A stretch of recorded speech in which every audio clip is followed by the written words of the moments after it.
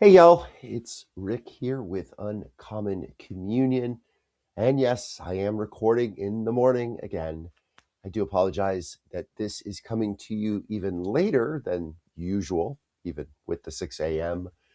It has been a week, and I got home late last night from a second training job that I've been working, just starting, and I was pretty whooped. But I also knew that I had this time this morning. I'm taking the morning off to go to a doctor's appointment, and it is just nice to sleep in, to have a little bit more space and time, and just let my body kind of heal a little bit from how busy it's been this past week, past 2 weeks, really.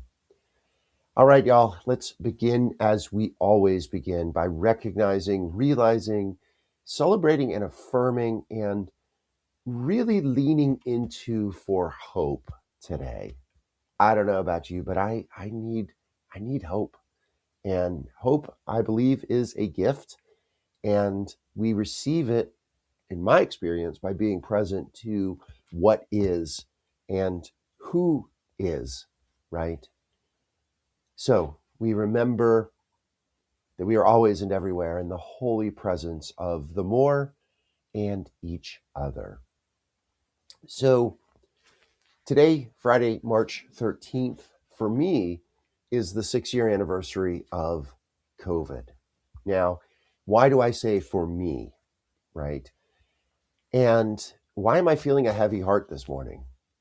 Well, because things haven't really changed. you know, things haven't changed at all, hardly, in those 6 years. And in fact, in many ways, things have gotten worse, right? So I'll quickly kind of share with you before we get to the Psalm 72. And I do need to be getting out of the door here in a little bit. So, why I measure Friday, March 13th, 2020 as my COVID day, right? It's not because I caught COVID or anybody died of COVID, anything like that. No, but I was teaching high school at that time, teaching at a Catholic high school here in Columbus. And the afternoon of the 12th was when our Governor DeWine, made the announcement that all of the schools in the state would be closing the following Tuesday. All right, this is important. Keep that in mind. The following Tuesday. Okay. So I was in school after school. I had kind of known that this was coming. I heard the announcement. They made the announcement. It was actually after school ended, but the principal got on and said this announcement, called an emergency faculty meeting the next morning, and just remember feeling, this is significant. I knew that it was happening. Things had started to get canceled that week. I think the NBA season was canceled, and there were some significant things that were happening. But this was it. This was the moment. So 6 years ago today, Friday, March 13th, we had that emergency faculty meeting. The principal said, here's the plan, right? I think spring break was like 2 weeks off. It was actually Easter break that it was going to be. And that was like 2 weeks off, right? And the principal said, look, we're not going to be in school starting on Monday. We're done. Today's the last day, Friday the 13th. And we are going to go to basically kind of do nothing for the next 2 weeks. Or the next week, he said, take a break. Everything's tough. The week after that, he wanted us to start teaching using this platform that none of us had heard about, which was Zoom, right? So I literally signed up for my Zoom account that morning. I had not heard anything about that. And he says, okay, so 1 week off, chill out. Next week we'll try to get students onto this. Then it's going to be Easter break. And then after Easter break, we'll be coming back. So that's the plan is for us. So we went in that morning and told our classes what was happening. The parents had been notified as well. And one of the things he said, and this was, I remember this being very interesting. So, principal said, when you have your class at a certain time of the day, we're going to have the kids go up and clean out their lockers, clear out their lockers. And I remember announcing this to one of my classes. I had freshmen mostly that year. And they were like, Mr. Kohut, like, why are we cleaning out the lockers? You're telling us we're going to be back in 4 weeks or whatever it was. Why are we cleaning out the lockers? I said, well, just do it. Right. And it actually was a brilliant thing because, as I think you can imagine we didn't come back that school year, right? And schools that didn't do that, schools that had a different approach, had to figure out in, May of, a few months later, how to get the lockers cleaned out. So they had to have kids come back in. And actually, my kids, who went to public school at the time, they were in that situation. So, um, yeah, that is what I remember, and it was really quite something. Turns out that things accelerated so much that weekend that schools that were going to open on Monday or have the kids come in on Monday, and then Tuesday would be their last day, did not go back in on Monday. Things had accelerated that the governor just said, no, original plan is done. Monday of the following week, schools were done, schools were closed. So why do I feel a heavy heart with this, y'all? Certainly feeling a heavy heart for the many who died of COVID, and many of those unnecessary, right? Unnecessarily, because it could have been so different. You know, think about the president then and what he did not do, and the whole controversy with masks and then vaccines and all that stuff, right? And the economy, what happened to the economy and job losses. And I remember during that time, and I should say this, I was, my hobby then, COVID hobby, was creating a blog. And I'll put a link to that blog here. It's still active, it's still up if you want to kind of see some of my earlier work and relive those days. Because what I did was, I did a lot actually, but I was writing each day. I found an image each day as we were going through that COVID season that kind of, in my mind, encapsulated what was going on. And if you do want a trip down memory lane so far, although I think it was a memory dark alley, perhaps, you can go and take a look at that. At least the way I remembered it, and I recorded it. So you can see that link in the notes. But just remembering how different it could have been if we had a different president, if we had a different leader. And y'all, as we mourn the death of 4 more service members, and honestly, they probably won't be the last. And as we hold our breaths, waiting to see about those sleeper cells and if and when there is an attack on American soil or interests, and then we mourn those dead and so forth and so forth. Just thinking how different it could have been, how different this moment could have been, how different, just how different, right?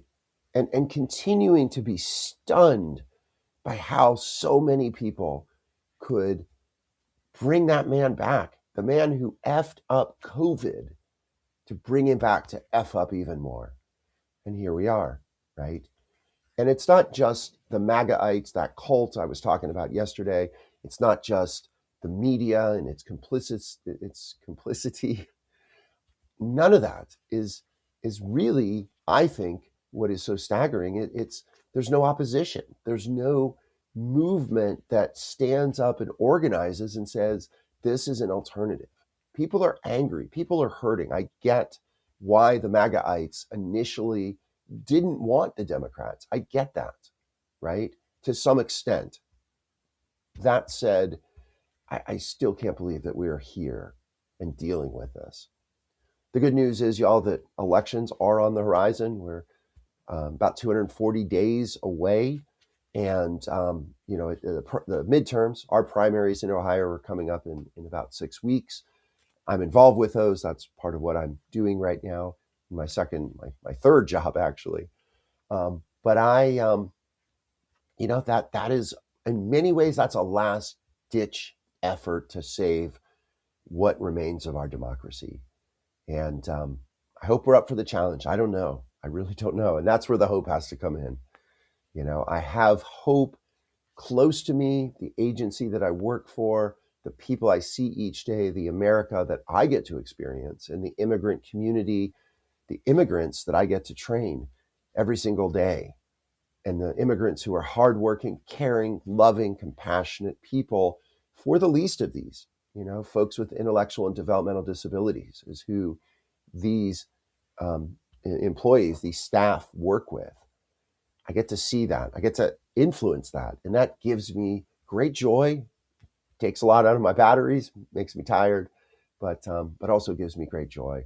And I just really hope, y'all, that more and more people can continue to wake up, that we can come out. We got 2 weeks from today, or 2 weeks from tomorrow is the next No King's Day. I think that's important, that we can just continue to wake up and get loud and bring some change. I didn't get a chance to talk much about the psalm today. It's a long one, and in my opinion, kind of a sad one, because it is all about the chief, the king. They're singing praises to the king of Israel at this time, at the time of the Psalms. And it says here, I'll just read a couple of things. Gift the king with your justice, O great spirit, and place your right ways into the hands of the chief son. He will make right decisions for your people and bring your just ways to those who are pushed down and mistreated. He will take the side of the poor and push down, rescue their hungry children, and put an end to the cruel oppressor. Well, y'all, we're the cruel oppressor now, and that is not the leader that we have. That is not the president that we have. And y'all, again, the pathetic thing and the thing that just stuns me is there are Christians who believe he is that kind of king. I don't know if they talk about the poor and pushed down. They feel they're the poor and pushed down as being white, privileged, wealthy Christians, right? But they do see the little dictator as that figure, and that's not a biblical figure. And I can say unequivocally, y'all, they are wrong. That is not what Jesus wanted. That is not what the Bible, all of the Bible tradition wants. The heart of the Bible tradition is taking the side of the poor and pushed down, not making more people poor and pushing more people down. And rescue their hungry children, putting children in cages, in jails, and making them hungry just because they have black or brown skin and they don't have the right papers. Again, not biblical, not Christian. I can't say that enough, y'all. I can't. All right, y'all. I got a day ahead, got a doctor's appointment. Like I said, got to get out the door. Y'all, it is a great joy and with very important, I feel, that I do this. I hope this is valuable to you as well.